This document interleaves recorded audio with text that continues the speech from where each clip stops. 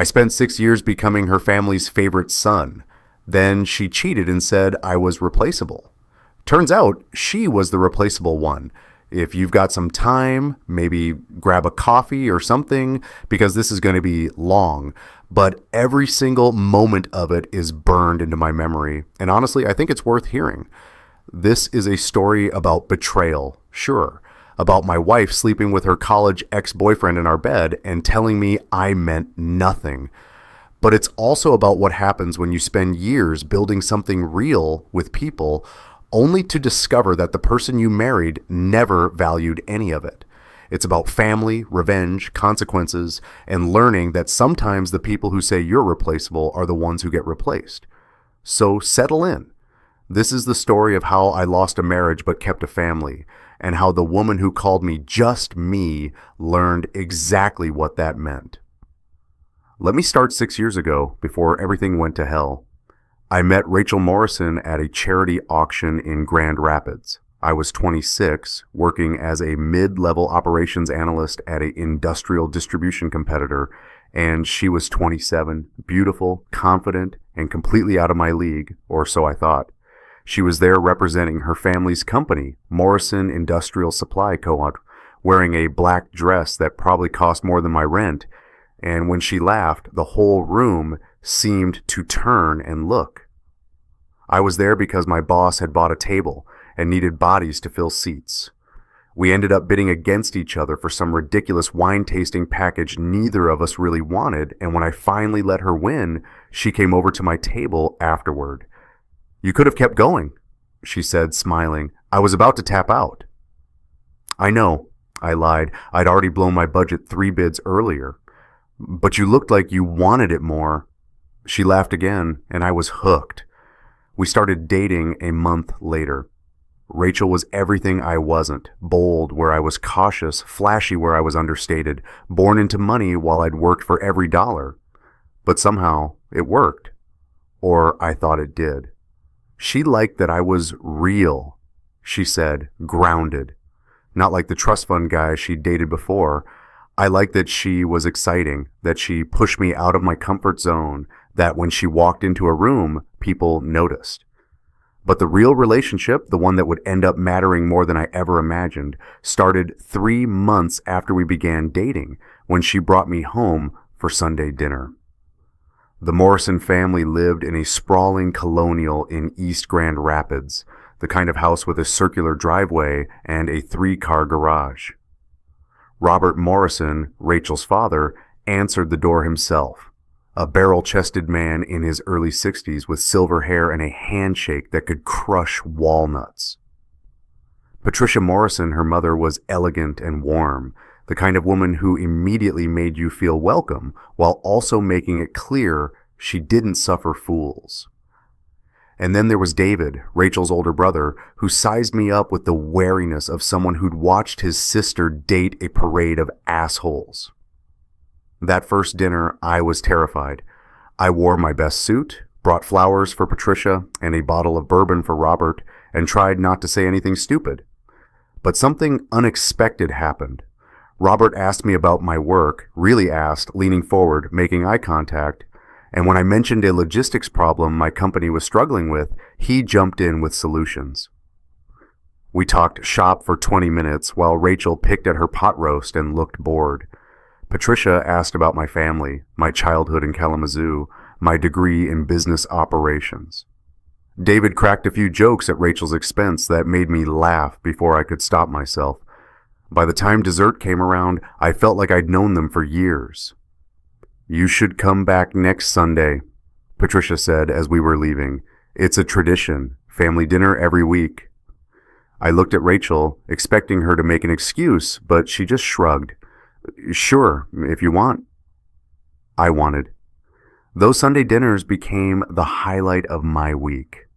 And slowly, over the next year, I stopped being Rachel's boyfriend who was tolerated and started being Christopher, the guy Robert talked business with, the guy Patricia saved the best cut of roast for, the guy David actually called to grab a beer. When Rachel and I got engaged after 18 months, I proposed at the same charity auction where we met. Because I'm corny like that, Robert pulled me aside. "I've got a proposition for you," he said. "How'd you like to come work for Morrison Industrial? I could use someone in operations who actually gives a damn." I was floored. "Sir, I don't know what to say." Say yes. We'll start you as a junior ops manager, see how it goes. But between you and me," he lowered his voice, "I've been running this company for 40 years. David's good with sales, but he doesn't have the head for operations. Rachel," he trailed off, diplomatic, "Rachel's better at other things. I think you could be the future of this place, son." Son. He called me son. I started at Morrison Industrial 2 months before the wedding, and I loved it. Not just the work, though I was good at it, streamlining vendor contracts, modernizing our inventory system, actually talking to the warehouse guys instead of just barking orders, but the feeling of being part of something bigger. The company had been around for 40 years, employed 60 people, served half of Michigan. It mattered. And for the first time in my life, I felt like I mattered too. Rachel and I got married on a perfect October afternoon. Patricia cried through the whole ceremony. Robert's toast at the reception was about how proud he was to have me in the family. David was my best man. It should have been the happiest day of my life. Looking back, I can see the cracks were already forming, but I didn't want to see them. The first 3 years of our marriage were good. Or I told myself they were. I threw myself into work, turning around underperforming divisions, negotiating better contracts, instituting a profit-sharing program that made me wildly popular with the warehouse staff. Robert promoted me to operations manager, then senior operations manager, then associate director. By year 3, I was essentially the COO in everything but title, running the day-to-day, while Robert handled strategy and client relationships. Rachel, meanwhile, had the title of marketing director. She'd been given the role when she graduated college, and honestly, she was decent at it. She had an eye for design, good instincts for social media, could charm clients at corporate events. But she hated the actual work, hated the early mornings, the logistics meetings, the nitty-gritty of running a business. She'd show up late, leave early, spend most of her time at networking lunches that seemed to involve a lot of wine and not much networking. Robert noticed. So did David, but they didn't say anything, at least not to her. They said it to me. "Can you talk to her?" Robert asked me once after Rachel missed a major client meeting. "She listens to you." She didn't, though. When I brought it up gently, maybe she could try to be more engaged, the team was counting on her, she'd snap at me. "You sound like my father," she said. "I'm not you, Christopher. I don't live for this company." "I'm not asking you to live for it. Just show up." I do show up. Just because I'm not working 70-hour weeks like you are doesn't mean I'm not contributing. I let it drop. I was good at letting things drop. The Sunday dinners continued, but Rachel started skipping them. First occasionally, "I'm tired, you go ahead." Then regularly. I'd show up alone, and Patricia would ask where she was, and I'd make excuses. Work event, not feeling well, catching up with friends. Patricia would purse her lips, but not push. Robert would shake his head. David would give me this look like he wanted to say something but wouldn't. And I'd sit there eating pot roast and talking about quarterly projections, feeling more at home in their dining room than I did in my own house. By year 4, our marriage had become a polite routine. We lived together, slept in the same bed, had sex maybe once a month if I initiated, and she didn't have a headache. We didn't fight. Rachel hated conflict as much as I did. We just drifted. She spent more time on her phone, more nights out with friends, more weekends away at conferences or girls' trips. I spent more time at the office, more Sundays at her parents' house without her, more energy building a family that didn't include my wife.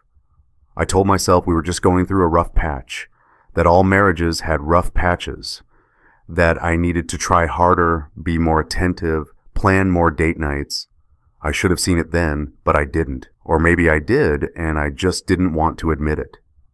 Then Tyler Grant came back into her life. Rachel mentioned him casually one night over dinner, take out Thai food, eaten in front of the TV because that's what we did now.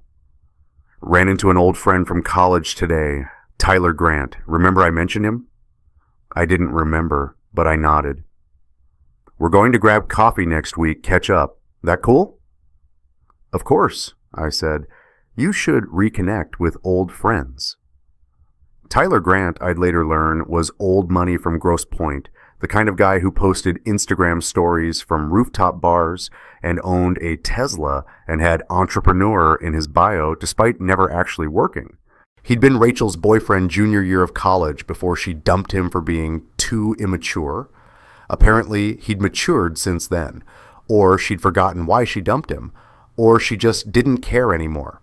Over the next few months, Tyler became a regular fixture in Rachel's conversations. Tyler said this: Tyler's launching a new venture. Tyler invited me to this event. She started dressing up more, caring about her appearance again, spending hours getting ready for these casual coffee catch-ups. Her mood improved. She laughed more, smiled more, seemed genuinely happy for the first time in years. I was glad. I actually told her I was glad she'd reconnected with an old friend. God, I was so fucking stupid. The red flag started in January, 6 years into our marriage. Small things at first. Rachel saying she had a marketing conference in Chicago over a long weekend. Me mentioning it to Patricia at Sunday dinner, trying to make conversation, trying to explain why Rachel wasn't there again, and Patricia looking confused. What conference? I didn't approve any travel budget for that. It's a small workshop thing, I said quickly, covering industry networking. But Patricia's expression lingered in my mind. I brought it up with Rachel later, gently. Your mom seemed surprised about the Chicago conference. Rachel didn't even look up from her phone. It's not a Morrison Industrial thing. It's a personal development workshop. I paid for it myself. Oh, okay. But it wasn't okay.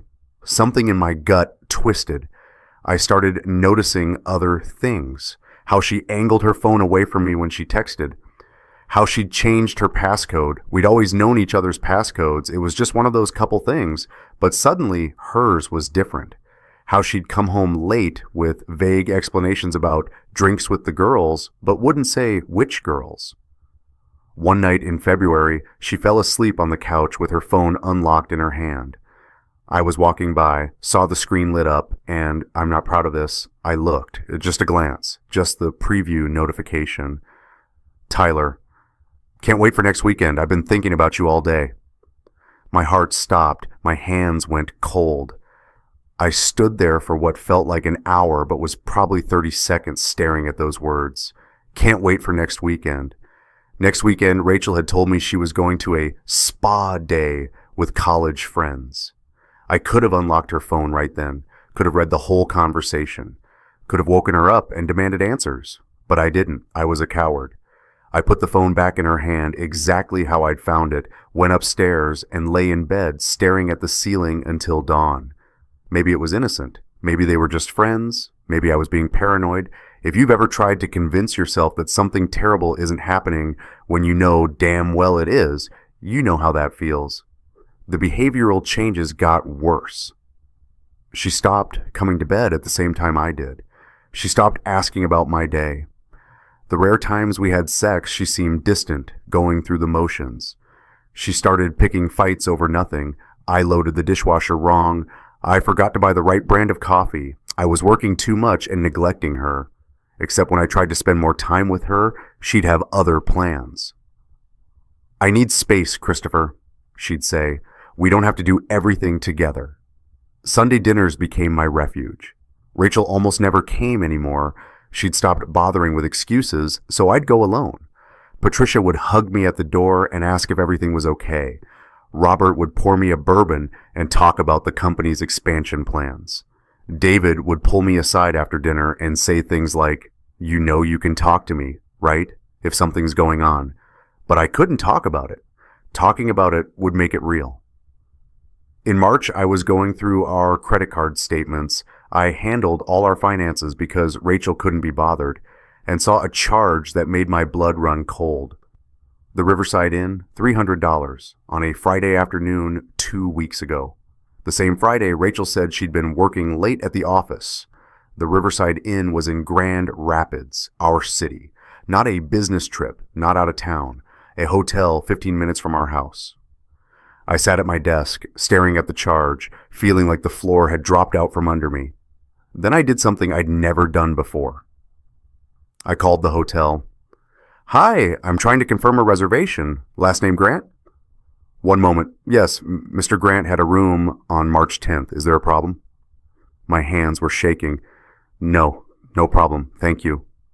I hung up, sat there, felt the world tilt.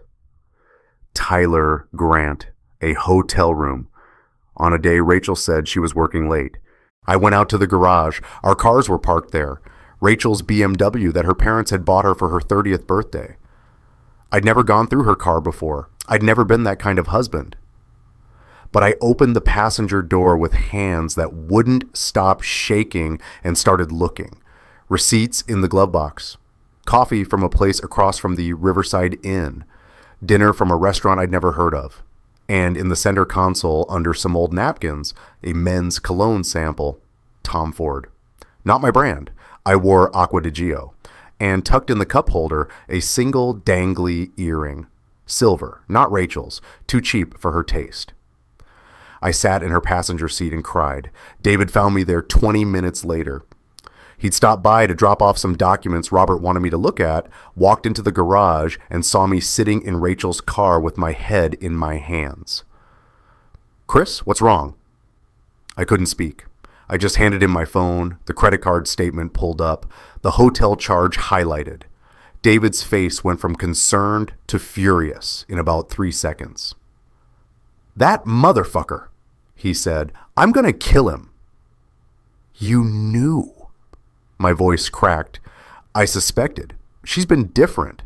And I saw her with some douchebag at that coffee place downtown last month, looking way too cozy for old friends. He sat down on the garage floor next to me. "I'm sorry, man. I should have told you." I didn't want to believe it. "Yeah, I get that." He was quiet for a minute. "What are you going to do?" "I don't know." But I did know. I knew exactly what I was going to do.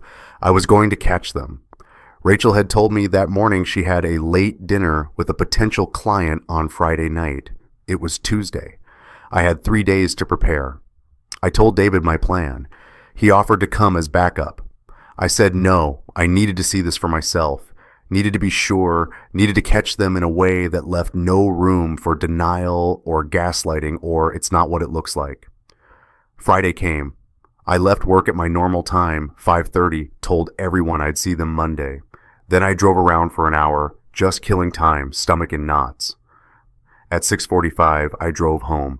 The lights were on. Tyler's BMW was in the driveway.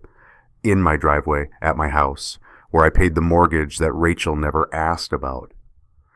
I sat in my car for 5 minutes trying to breathe, trying to talk myself out of what I was about to do. Maybe they were just hanging out. Maybe I'd walk in and they'd be watching TV or having dinner or something completely innocent. I walked to the front door. My hands were shaking so hard I could barely get the key in the lock. I opened the door quietly. Music was playing upstairs.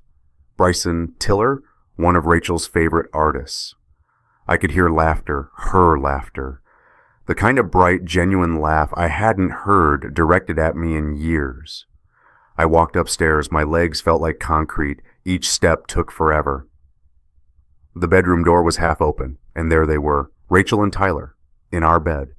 Post-sex, clearly. Sheets tangled, clothes on the floor, his arm around her shoulders, her head on his chest. She was wearing one of my old college t-shirts that she liked to sleep in. He was shirtless, built like he spent 6 hours a day at the gym. They didn't notice me at first. Tyler was saying something about Tulum, some resort he wanted to take her to. Rachel was laughing, tracing patterns on his chest.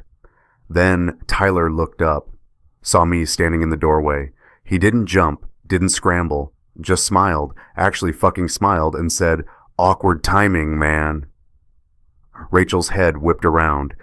For a second, just a second, I saw guilt flash across her face. Then it was gone, replaced by something hard. Annoyed, like I'd interrupted something important. "Christopher." She pulled the sheet up over herself. "We need to talk." I couldn't speak, couldn't move, couldn't process what I was seeing. This was my wife, in our bed, with another man. In the house we'd bought together, the bedroom where we'd made promises to each other, where I'd held her after her grandmother died, where we'd talked about having kids someday.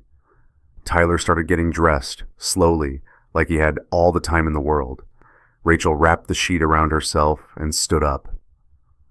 "How long?" I finally managed to say. She sighed, like I was inconveniencing her. "Does it matter?" "Yes, it matters." 6 months since January. 6 months, half a year, all those conferences and girls' trips and late work nights, all lies, all Tyler. "We could have talked," I said, and I hated how weak my voice sounded. "If you were unhappy, we could have gone to therapy. We could have—" "I don't want therapy, Christopher."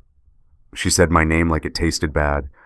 "I don't want to fix this. I've been unhappy for over a year, maybe longer. I stayed because it was easier, because leaving would have been messy." "Messy?" I repeated the word like it was foreign. "Our marriage." Tyler, now fully dressed in designer jeans and a polo that probably cost $300, chimed in. "Look, buddy, no hard feelings, but face it. You were just keeping the seat warm. Rachel and I have history. We have chemistry. You can't compete with that."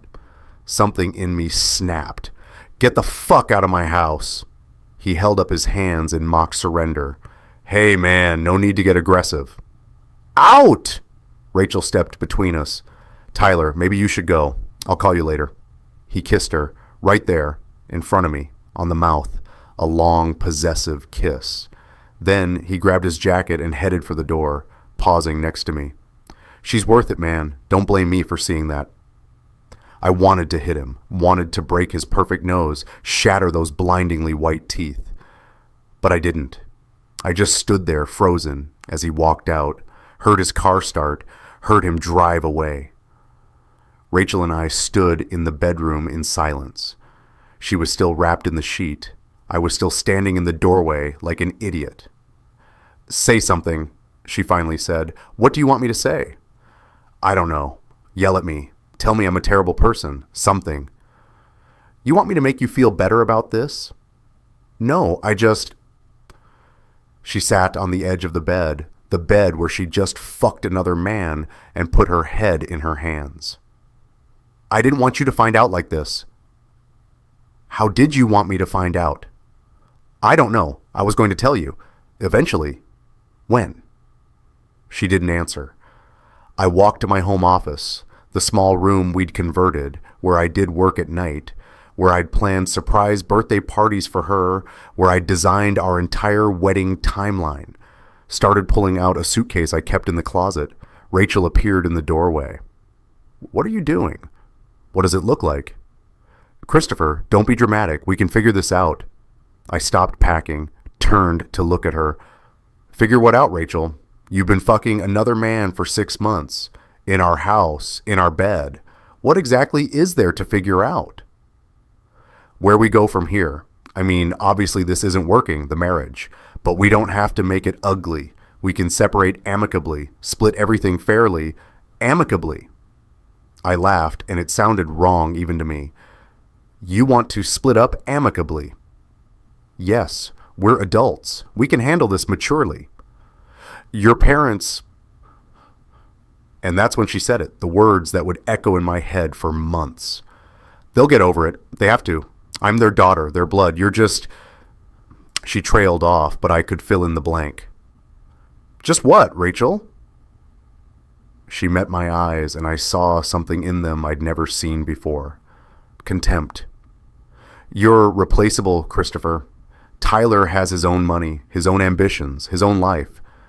I don't need to wait around for you to finally become something on your own, instead of just being my father's favorite employee and my convenient husband. You're nice. You're safe. But I deserve more than nice and safe. And honestly, you should find someone who wants that, because I don't. Replaceable. I was replaceable. 6 years. Sunday dinners and company restructures and being called son and building a life and thinking I'd finally found where I belonged. Replaceable. I went back to packing. Rachel kept talking, something about wanting me out of the house tonight. Tyler was coming back. They were going to talk about next steps. I wasn't listening anymore. I was moving on autopilot, throwing clothes in a suitcase, grabbing my laptop, my files, my grandmother's watch from my nightstand. My phone buzzed. A text from David. How are you? Want to talk? I called him. He picked up on the first ring. It's true, I said, and she's with him at the house. I'm coming to get you. I'm packing now. Chris, man, I'm so sorry. Don't be. Just, can I crash at your place tonight? You can stay as long as you need, but listen, Mom and Dad need to know about this tonight. My stomach dropped. David, I can't. Yeah, you can. And you're going to, because they deserve to hear this from you, not from her twisted version. He was right. God, I didn't want him to be right, but he was. Okay, I said, okay. David showed up 20 minutes later, helped me load my car with the essentials. Rachel stayed in the bedroom, wouldn't come out. As we were leaving, I stopped at the bedroom door. I want you out of the house tonight, Rachel called from inside. Tyler's coming back over. This is awkward for him. Awkward. For him. I didn't respond, just walked out of the house I thought was a home. We drove to David's apartment first, dropped my stuff. Then David looked at me. Ready? I wasn't, but we went anyway. Robert and Patricia's house was lit up warm against the cold March night. It was almost 10 p.m., late for them. They usually went to bed by 9:30. But when David called and said we were coming over, they'd stayed up. Patricia opened the door, took one look at my face, and pulled me into a hug. Christopher, what's wrong? We sat in their living room, the same living room where I'd watched football games with Robert, where we'd had Christmas mornings, where I'd asked Robert's permission to marry his daughter, and I told them everything. The credit card charges, the hotel, finding them in bed, Tyler, Rachel saying I was replaceable. Patricia cried, actually cried, tears streaming down her face. Robert's jaw clenched tighter and tighter, the muscle jumping, his face going red. That boy, Robert finally said, voice low and dangerous. Tyler Grant, the one who posts those ridiculous Instagram stories, the trust fund kid. Yes, sir. And Rachel said you were... He couldn't even finish the sentence. Replaceable. Yes. Patricia reached over and took my hand. Christopher, I am so sorry. I can't believe she would... Her voice broke. Your family. You're our family. That doesn't change. She's your daughter, I said. I understand if you need to... Stop.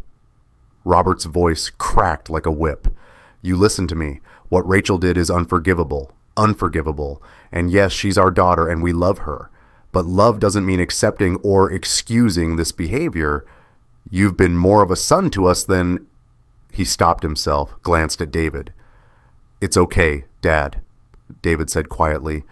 He has been. Robert looked at me with an expression I'd never seen before. Pain, anger, and something like resolve. This doesn't leave this room until we figure out the right move, he said. But Christopher, you need to understand something. Your family, that hasn't changed, that won't change. Whatever happens with the divorce, with Rachel, with this company, your family. I couldn't speak, could barely breathe around the lump in my throat. Patricia squeezed my hand. Where are you staying? David's place for now. Good, but if you need anything, money, a lawyer, someone to talk to, you call us. Immediately. We stayed up until almost midnight talking. Not about what to do, none of us were ready for that, but just talking. About the company, about old Sunday dinners, about anything except the wreckage of my marriage. When David and I finally left, Robert walked me to the car. "We'll get through this," he said, "all of us. But Christopher, I want you to think about what you want. From the divorce, from the company, from your future. Don't just roll over. Don't let her or that punk take anything you've earned." I drove back to David's apartment in a daze, helped myself to his couch, stared at the ceiling, replayed Rachel's words over and over. "You're replaceable." That's when it hit me. She was wrong about one thing. I wasn't replaceable to everyone. The next morning, Saturday, I woke up on David's couch with a clarity I hadn't felt in years. The hurt was still there. God, it hurt like a physical wound, but underneath it was something else.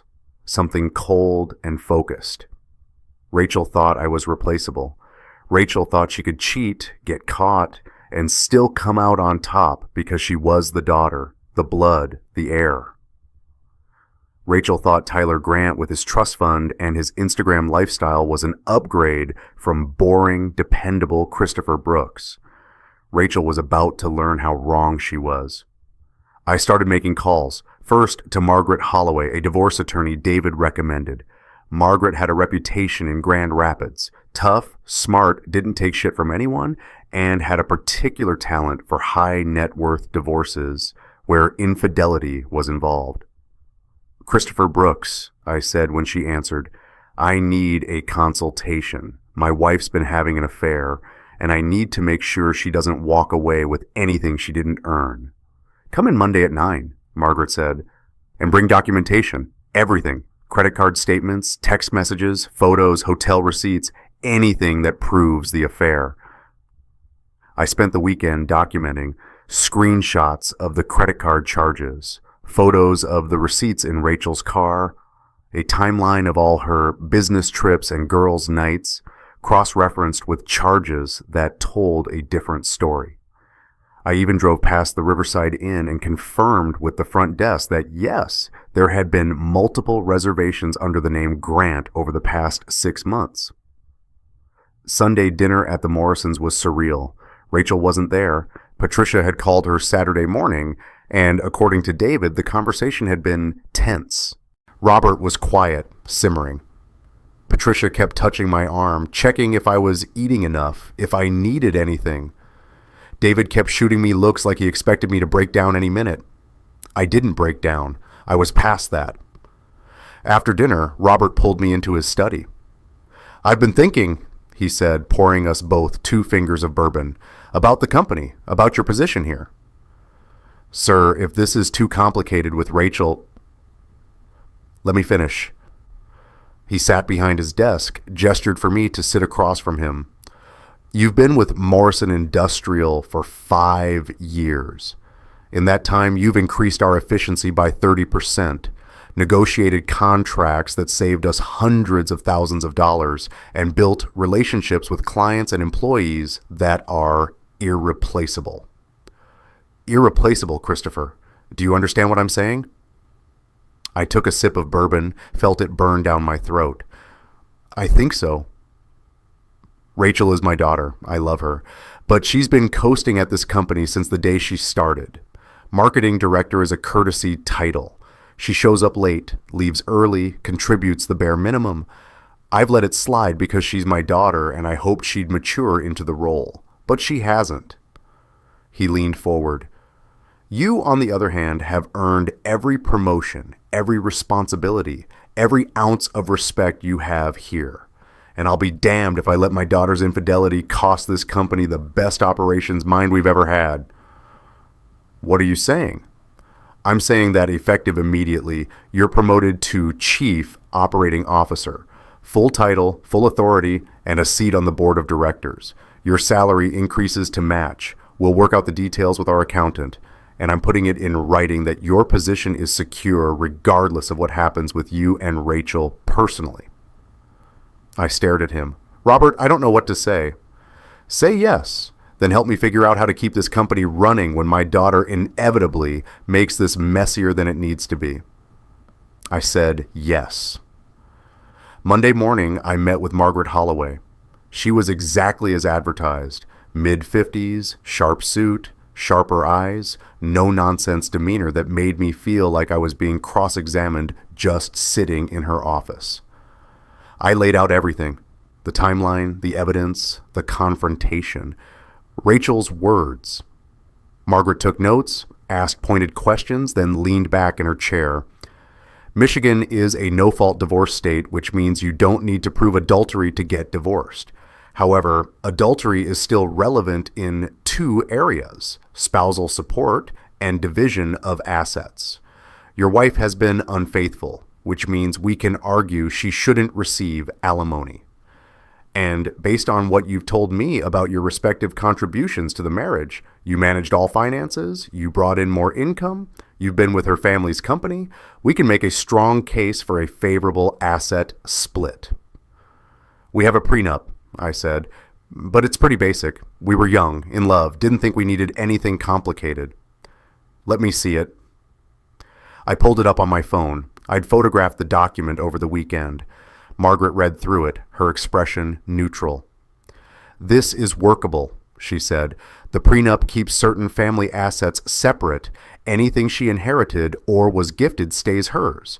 But marital assets acquired during the marriage are still fair game. And crucially, there's an adultery clause that voids spousal support if either party is unfaithful." I forgot about that clause. Margaret smiled. It wasn't a nice smile. "Well, she's about to be reminded. Here's what we're going to do. We're filing on grounds of adultery. We're documenting everything. We're going to request division of marital assets, the house, the cars, bank accounts, investments. We're going to make it very clear that she destroyed this marriage through her infidelity and that you're not going to quietly disappear so she can play house with her boyfriend." "When do we file?" "As soon as you're ready. But Christopher, I need you to be prepared. This is going to get ugly. She's going to be angry. Her boyfriend might get involved. And it's going to affect your relationship with her family, your position at the company, your entire social circle." "My relationship with her family is stronger than my relationship with her at this point," I said. "The company already knows I am valuable, and our social circle, honestly, I don't care what they think." "Good. Then let's burn her world down." We filed the divorce papers on Friday. Rachel was served at Morrison Industrial right in her office. I wasn't there to see it, but David told me about it later. She'd walked out of her office white-faced, papers in hand, and stormed straight to Robert's office. "Did you know about this?" she demanded. Robert had looked up from his desk. "Yes." "You knew he was filing for divorce, citing adultery, and you didn't warn me." "Why would I warn you, Rachel? You committed adultery in his house, in his bed, after years of him supporting you and loving you and building a life with you. You destroyed your marriage. He's just making it official." She called me 12 times that afternoon. I didn't answer. She left voicemails, angry, crying, bargaining, angry again. "You're really doing this after everything? You can't just throw away 6 years because I made one mistake. My family will never forgive you for this." Fine, but don't expect this to go smoothly. I'm going to fight you on every single thing." Margaret advised me not to engage. Don't answer calls, don't respond to texts, communicate only through attorneys. It was harder than it sounds. Part of me wanted to pick up, to yell at her, to make her understand how much she'd hurt me, but I didn't. I had other plans. Over the next few weeks, I started positioning the chess pieces. It wasn't about revenge, exactly, or maybe it was, I don't know. It was about making sure Rachel understood what she'd actually destroyed, what she'd actually given up, what replaceable really meant. First, I moved my half of our joint bank account into a separate account, legally clean, 50-50 split. Rachel had never paid attention to our finances, had no idea how much we had saved or where it was. She called screaming when she discovered the account was empty. "You stole from me!" "I took exactly half. Check with your lawyer." Second, I started making strategic conversations with our friends, our social circle. I didn't badmouth Rachel. I didn't have to. I just told the truth when people asked why we were divorcing. She had an affair. Who with?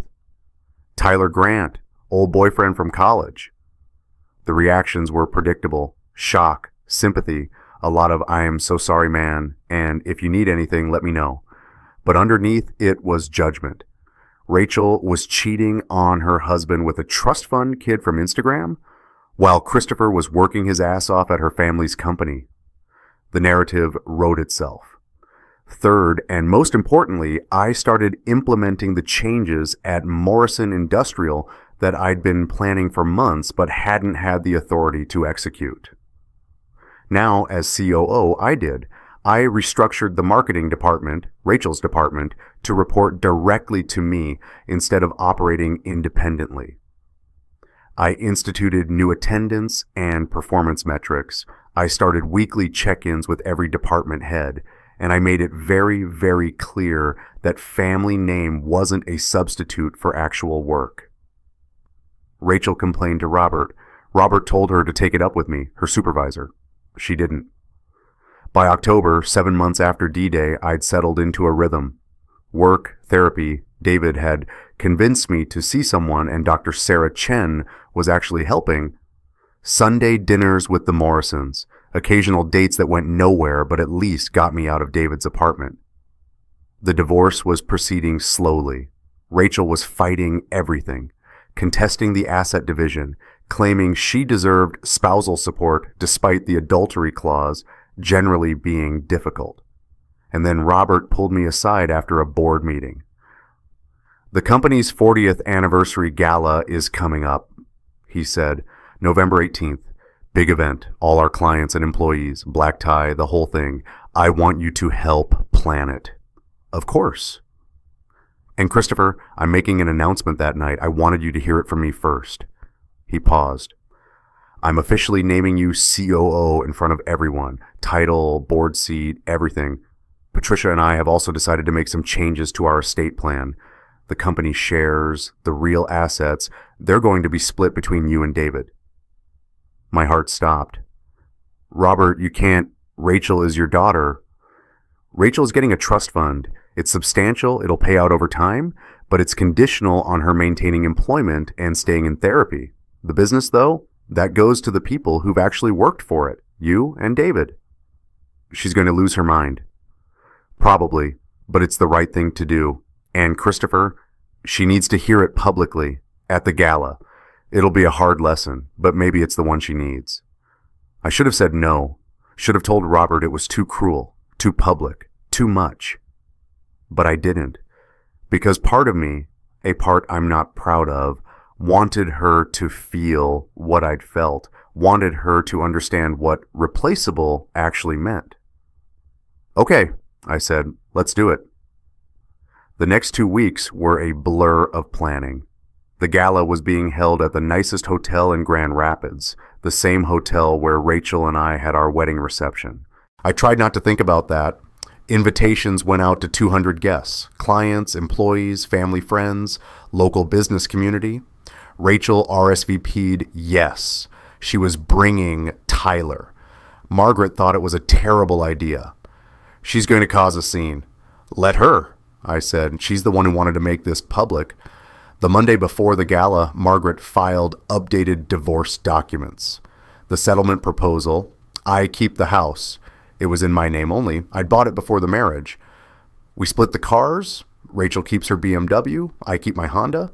We split remaining marital assets 50-50, and Rachel receives 0 spousal support due to the adultery clause. Rachel was served Wednesday.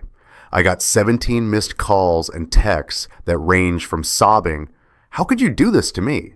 to threatening, "My lawyer is going to destroy you," to bargaining, "Can we please just talk about this?" I didn't respond. I had a gala to prepare for. Saturday, November 18th. I rented a tux, picked it up that morning, spent the afternoon trying not to throw up. David called. "You good?" "No." "Yeah, me neither. Mom's a wreck. Dad's pretending he's not nervous. This is going to be a shit show." "Probably. You ready?" I thought about that. Was I ready? Ready to publicly humiliate my soon-to-be ex-wife in front of everyone we knew? Ready to watch her face when her father chose me over her? Ready to make sure she knew beyond any doubt that I wasn't the replaceable one? Yeah, I said, I'm ready. The gala started at 7. I arrived at 6:30, checked in with the event coordinator, made sure everything was in place. The ballroom looked incredible.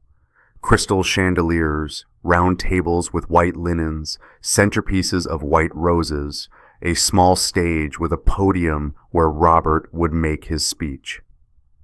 I found my name card at the head table, right between Robert and Patricia. Rachel's name card was at a table in the back. Guests started arriving, clients I'd worked with for years, shaking my hand, congratulating me on the COO promotion that hadn't been officially announced yet, but everyone seemed to know about anyway. Employees from Morrison Industrial, warehouse guys in rented tuxes looking uncomfortable but happy to be there. Family friends who'd known me since I started dating Rachel, who'd watched me become part of the Morrison family. And then Rachel arrived. She was dressed to kill, a red dress that probably cost more than most people's monthly rent, her hair and makeup perfect, jewelry that caught the light. Tyler was with her, looking like he'd stepped out of a cologne ad, designer tux, slick back hair, that same smug smile from the night I caught them. She saw me across the room. Our eyes met. For just a second, I saw something vulnerable in her expression. Then it was gone, replaced by a hard defiance. They found their table. Rachel said something to Tyler. He laughed, loud enough for people to turn and look. Patricia appeared at my elbow. Are you all right, sweetheart? I'm fine. She squeezed my arm. You're a better man than I would be in your position. Dinner was served. Filet mignon, roasted vegetables, wine flowing freely. I sat at the head table with Robert, Patricia, David, and David's girlfriend. I could feel Rachel's eyes on me from across the room, but I didn't look. I made conversation with the other board members, laughed at jokes, played the part of the confident COO who definitely wasn't internally screaming. Dessert came and went. Robert stood, tapped his wine glass with a fork. The room quieted. Good evening, everyone, he said, his voice carrying across the ballroom. Thank you all for being here tonight to celebrate 40 years of Morrison Industrial. 40 years ago, I started this company with a truck, a prayer, and a wife who believed in me, even when I didn't believe in myself. Applause. Patricia smiled, wiped her eyes. Robert continued, talking about the early days, the growth, the challenges, the clients who became family. I'd heard versions of this speech before, but tonight it felt different, weighted. But a company, Robert said, is only as strong as the people who run it, and that's never been more true than it is today. Rachel sat up straighter at her table. Tyler leaned back, looking bored. Which brings me to an important announcement, Robert said.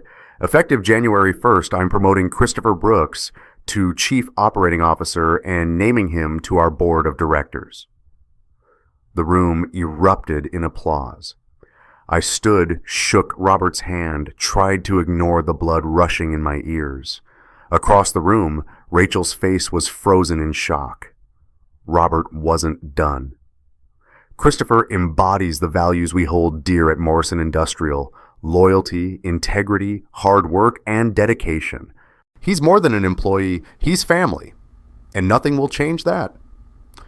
Patricia stood, adding, We're also thrilled to announce that Christopher will be taking over the company's charitable foundation. He has our complete trust and our deepest gratitude. More applause. I sat down, feeling like I might pass out. Robert raised his glass. To Christopher, to the future of Morrison Industrial. To Christopher, the room echoed. I looked at Rachel's table. She was standing abruptly, grabbing her purse. Tyler said something to her, but she shook her head. She walked quickly toward the exit, Tyler following.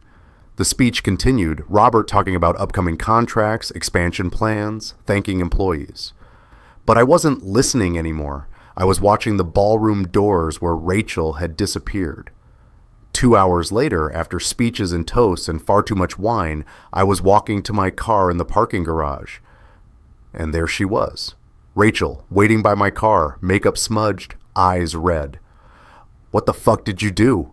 she said when she saw me. "You poisoned them against me. You turned my own parents." "I didn't have to poison anyone, Rachel," I said, calm despite my racing heart. "You did this yourself. I'm their daughter. And you treated their company like an ATM. You treated them like they owed you something just for existing. You treated me like I was nothing." Tyler appeared then, jogging across the garage. "Babe, let's just go. This isn't worth—" "Tyler, real quick," I said, turning to him. "Does she know you're married?" Silence. Complete, utter silence. Rachel's face went from angry to confused. "What?" "Separated, technically," I continued. "Filed about 3 months ago, right around when you two started up. Didn't mention that, did he?" Tyler's expression changed. Guilty. Trapped. "It's complicated," he stammered. "Complicated," I said. "Right. Rachel, you should also know that his trust fund got cut off last year. His dad found out he wasn't actually working, just posting on Instagram and pretending to be an entrepreneur. That Tesla? Leased? That apartment? His parents pay for it. Why do you think he was so interested in dating Robert Morrison's daughter?" Rachel was staring at Tyler now, her world visibly crumbling. "Is that true?"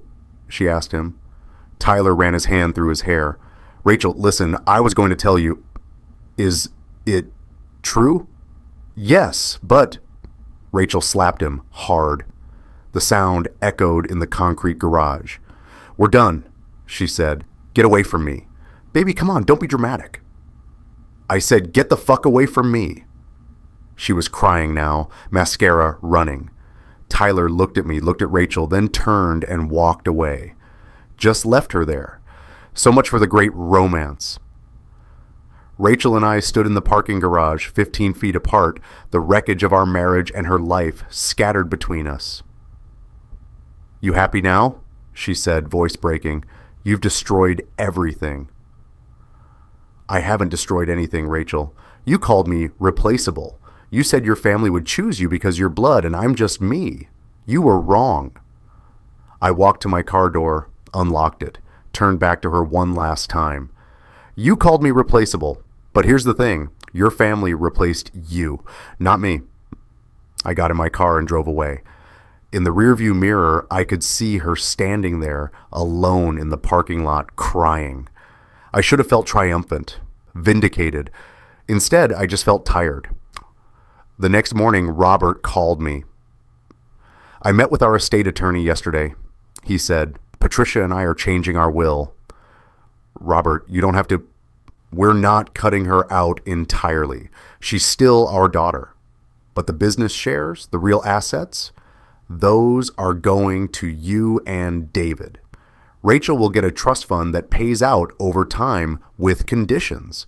She has to maintain employment, stay in therapy, prove she's taking responsibility for her life. She's going to be devastated. She needs to learn that actions have consequences, and maybe this will finally teach her." I didn't know what to say. "Thank you for everything." "Don't thank me. You earned it." The week after the gala was rough. Rachel showed up at Patricia's house crying, begging her parents to reconsider. Patricia held firm. She was kind but firm, telling Rachel that she needed to figure out who she was without Daddy's money or a man to validate her. Rachel called David constantly, asking him to convince their parents to forgive her. David told her the same thing I would have. It's not about forgiveness, it's about trust. And she destroyed it. She tried calling me a few times. I didn't answer. And then 2 weeks after the gala, I got a call from Patricia. Her voice was shaking. "Christopher, Rachel's in the hospital." My heart stopped. "What happened?" She took some pills. She called me right after, thank God. She's okay, physically, but they're keeping her for observation. I was in my car driving to the hospital before I'd even fully processed what Patricia had said. Rachel had tried to No, not tried. She'd called for help, but still, she'd been that desperate, that broken. The hospital was quiet, sterile, too bright. Patricia and Robert were in the waiting room, looking older than I'd ever seen them. David was there too. They all stood when they saw me. "She's asking for you," Patricia said quietly. I followed a nurse to Rachel's room. She was in a hospital bed, IV in her arm, wearing a hospital gown. Her hair was messy, her face pale and bare of makeup. She looked young, vulnerable, like the girl I'd fallen in love with 8 years ago. She saw me and started crying. "I'm sorry, I'm so sorry." I sat in the chair next to her bed, didn't touch her, didn't say anything, just waited. "I destroyed everything," she said. "Tyler's gone. My family hates me. Everyone in town thinks I'm garbage, and Her voice broke. "I don't know who I am without all of it. The company, the name, the money, the men validating me. I don't know who I am." "Rachel, please don't say you're sorry. You didn't do this. I did." She looked at me with red-rimmed eyes. "Did I really hurt you this badly?" I thought about that, about the night I found them in our bed, about her calling me replaceable, about the months of lies and manipulation, about how she destroyed the best thing in both our lives because she was too entitled and immature to appreciate it. "Yeah," I said, "you really did." She nodded, tears streaming down her face. "I deserve that." Patricia and Robert came in then. The doctor wasn't far behind, recommending inpatient psychiatric evaluation. Rachel agreed to go voluntarily. She'd be there for 4 weeks minimum. In the hallway outside her room, Robert pulled me aside. "This isn't your fault," he said. "Isn't it? I pushed for the public announcement. I exposed Tyler." "You told the truth. That's not the same as pushing someone to this." He gripped my shoulder. "She did this to herself, Christopher, but I'm grateful you came. That shows the kind of man you are." I drove home, to David's apartment, in a daze. Called Dr. Chen and made an emergency appointment. Spent the next 3 hours talking through guilt, responsibility, the difference between consequences and cruelty. "Did you want her to hurt herself?" Dr. Chen asked. "God, no." "Did you want her to suffer?" I thought about that. I wanted her to understand what she did, what she destroyed. I wanted her to feel something, anything, because she didn't seem to feel anything when she destroyed our marriage. That's human. But Christopher, you can't control how she processes her actions or their consequences. You can only control your own choices. Did I go too far? Did you lie about anything? No. Did you publicly shame her beyond what was necessary for your own healing and boundary setting? I don't know. That's the question you need to sit with. I sat with it for days, weeks, replaying everything. The gala, the parking lot confrontation, the hospital, Rachel's face when Robert announced my promotion, Rachel's face in that hospital bed. Had I gone too far? Maybe. Probably. But I also couldn't regret standing up for myself, for making sure she understood that I wasn't disposable, that her family saw value in me that she'd never seen. There was no clean answer, no moral high ground to claim, just the messy, complicated reality of two people who'd hurt each other, though not equally, and the wreckage that came after. 3 months later, February, almost a year after D-Day, I started putting myself back together. I was still seeing Dr. Chen weekly, still living at David's apartment, though I'd started looking at places of my own, still working at Morrison Industrial, where the COO role was actually going incredibly well. The company was thriving. I'd implemented new systems that were improving efficiency and morale, and the employees who used to be polite to me because I was the boss's son-in-law were now genuinely respectful because I'd earned it. Sunday dinners continued. Sometimes Rachel was there. She'd completed her inpatient treatment and was doing outpatient therapy 3 times a week, working at a small marketing firm across town, living in a modest apartment that Patricia helped her with. It was awkward at first, having her at the dinner table, but gradually it got easier. She was quieter now, humbler, actually listening when other people talked instead of just waiting for her turn to speak. One Sunday in March, we ended up in the kitchen together while Patricia got dessert ready. Rachel was drying dishes. I was putting them away. "I got the final divorce papers," she said quietly. "My lawyer says I should sign them." "Are you going to?" "Yeah, it's fair. More than fair, honestly." She dried another plate, handed it to me. "I'm sorry, Christopher, for all of it. I know I've said that before, but I mean it. You were never replaceable. You were irreplaceable. I was just too stupid and selfish to see it." I took the plate from her, our fingers touching briefly. "I appreciate you saying that. Do you—" She paused. "Do you think you'll ever forgive me?"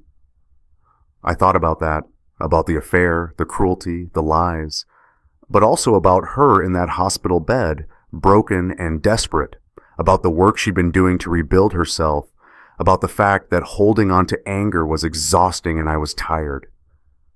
"I don't know," I said honestly, "maybe someday. But Rachel, I need you to understand, even if I forgive you, we're not getting back together. That's done." "I know, I'm not asking for that. I hope you find someone who sees what I couldn't see, someone who deserves you." "I hope you figure out who you are," I said, "really figure it out. Not based on a man or money or your last name, just you." She nodded, wiping her eyes. "I'm working on it." I started dating again that spring. Nothing serious at first, just coffee dates and dinners, getting used to being single again, remembering how to flirt and joke and be present with someone new. And then I met Emily. Emily was a second-grade teacher, warm and grounded, and absolutely zero drama. She had no idea who the Morrisons were, didn't care about my title at the company, just liked that I was kind and made her laugh and showed up when I said I would. We met at a friend's barbecue, started talking about her students and my work, and ended up sitting on the back deck until 2 in the morning just talking. On our third date, I told her about Rachel. The whole story, the affair, the divorce, the gala, the hospital. I figured she deserved to know what she was getting into. Emily listened to all of it, then said, "That sounds really hard. I'm sorry you went through that." It was, but I'm okay now. Or getting there anyway. "Are you sure you're ready to date? Because if you need more time—" "I'm sure," I said, and I meant it. 6 months later, I brought Emily to Sunday dinner. Patricia fussed over her. Robert grilled her good-naturedly about her work. David made jokes that made her laugh. Rachel was there too. She smiled at Emily, congratulated me quietly afterward, genuinely seemed happy for me. "She's great," Rachel said. "Really, you deserve someone great." The will was officially changed that summer. I got the call from Robert's estate attorney, 30% of Morrison Industrial shares, equal to David's stake. Rachel got a trust fund that would pay out over 15 years with conditions attached. She had to maintain employment, stay in therapy, avoid legal trouble. The first payment would be enough to live on modestly, not the life of luxury she'd grown up with, but enough. Rachel didn't fight it, just signed the papers and moved on. I bought my own place in the fall, a small house in East Grand Rapids. Nothing fancy, but mine. Emily helped me move in, along with David and some guys from work. Patricia sent over casseroles and baked goods for a week. Robert gave me a bottle of scotch older than I was. The divorce was finalized in October, exactly 18 months after I'd found Rachel and Tyler in bed. The courthouse was quiet, bureaucratic, anticlimactic. We signed papers. The judge asked if we'd both read and understood the settlement. We said yes. He banged a gavel. And just like that, it was over. Rachel and I stood outside the courthouse afterward. It was a perfect fall day, leaves turning gold and red, air crisp and clean. "Well," she said, "that's that." "Yeah." "Are you happy?" she asked. I thought about it. About Emily and Sunday dinners and my house and my job and therapy and the slow, painful work of rebuilding myself. About the fact that I didn't wake up angry anymore, didn't replay that night over and over, didn't feel that crushing weight of betrayal every time I saw her name. Yeah, I said, I think I am. Are you? Getting there. It's hard starting over, being just Rachel, not Rachel Morrison with all that implies. But my therapist says that's kind of the point. We stood there for another minute, two people who'd once promised forever and ended up here instead. I hope you're happy, Christopher, Rachel said, really truly happy. You deserve it. You too, Rachel. She walked to her car. I walked to mine. No dramatic farewell, no final confrontation, no closure in the movie sense. Just two people moving on. That brings me to now, it's been a year since the divorce was finalized. I'm 33. Rachel's 32. We're not friends, but we're not enemies either. We're just two people who share a complicated history and occasionally see each other at Sunday dinners. Robert and Patricia are still running Morrison Industrial, though Robert's talking about retirement in the next few years. David and I are being groomed to take over. He'll handle sales and client relations. I'll handle operations and strategy. It's a good partnership. Rachel's still at the small marketing firm, still in therapy, still single. She seems okay. Not the flashy, confident woman I married, but not the broken person in the hospital either. Someone in between, someone figuring it out. Emily and I are serious, not engaged yet, but heading that way. She fits into my life, into the Morrison family, into Sunday dinners, into the future I'm building, in a way that feels easy and natural and right. Patricia adores her. Robert jokes about when we're going to make it official. David says he's calling dibs on best man. Last month, Patricia pulled me aside after dinner and handed me a small velvet box. "What's this?" I asked. "My grandmother's pearl necklace. I want you to have it. Give it to Emily when you're ready, or save it for your daughter someday, but it's yours." "Patricia, I can't." "You can and you will. Your family, Christopher, that doesn't change. Divorce doesn't change that. You've proven over and over that you're the kind of man we're proud to call our son." I stood there holding this family heirloom, this priceless piece of history, and I couldn't speak around the lump in my throat. "Thank you," I finally managed. She hugged me. "No, sweetheart, thank you. People ask me sometimes if I regret how everything went down, if I regret the public nature of the gala announcement, if I regret exposing Tyler, if I regret any of the choices I made in the aftermath of Rachel's betrayal. Honestly, I regret the marriage ending. I regret the pain, mine, hers, her family's. I regret that it got as ugly as it did, that she ended up in a hospital, that there's no version of the story where everyone comes out unscathed. But I don't regret standing up for myself. I don't regret making sure she understood that I wasn't disposable, that her family saw value in me that she'd never appreciated. I don't regret building a life that's mine, earned through my own work and relationships, not borrowed from someone else's name. Rachel was wrong about one thing. I wasn't replaceable. Not to the Morrisons, not to Morrison Industrial, not to the employees who respect me, not in my own life. She called me just me like it was an insult. But being just me, Christopher Brooks, the kid from Kalamazoo who worked his ass off and built real relationships and showed up consistently even when it was hard, turned out to be enough. More than enough. And sometimes the person who says you're replaceable is the one who ends up learning that actions have consequences. That family isn't just blood, it's loyalty and respect and showing up. That you can't coast on a last name forever. I think Rachel's learning that now. I hope she is anyway. As for me, I'm okay. Better than okay. I've got a job I love, a family that chose me back, a woman who sees me for who I am, and a future that's mine to build. The house I'm living in isn't the one I thought I'd be in, and the life I'm living isn't the one I planned. But it's real. It's earned. It's enough. Last Sunday, I went to dinner at the Morrisons. Emily came with me. Rachel was there too, and when we sat down at the table, Patricia serving pot roast, Robert telling a terrible dad joke, David rolling his eyes, Emily laughing, Rachel caught my eye across the table.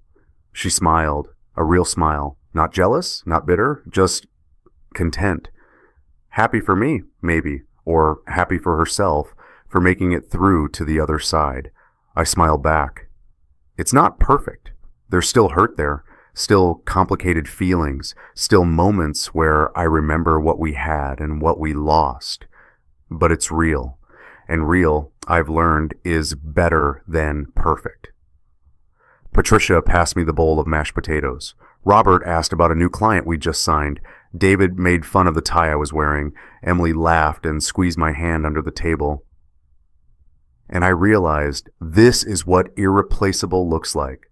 Not grand gestures or dramatic proclamations. Just showing up week after week, being present, being consistent, being chosen. Not because of your last name or your money or what you can do for people, but because of who you are. Rachel called me replaceable. But here I am, Sunday dinner, family future. Still here, still chosen. Turns out I was irreplaceable after all.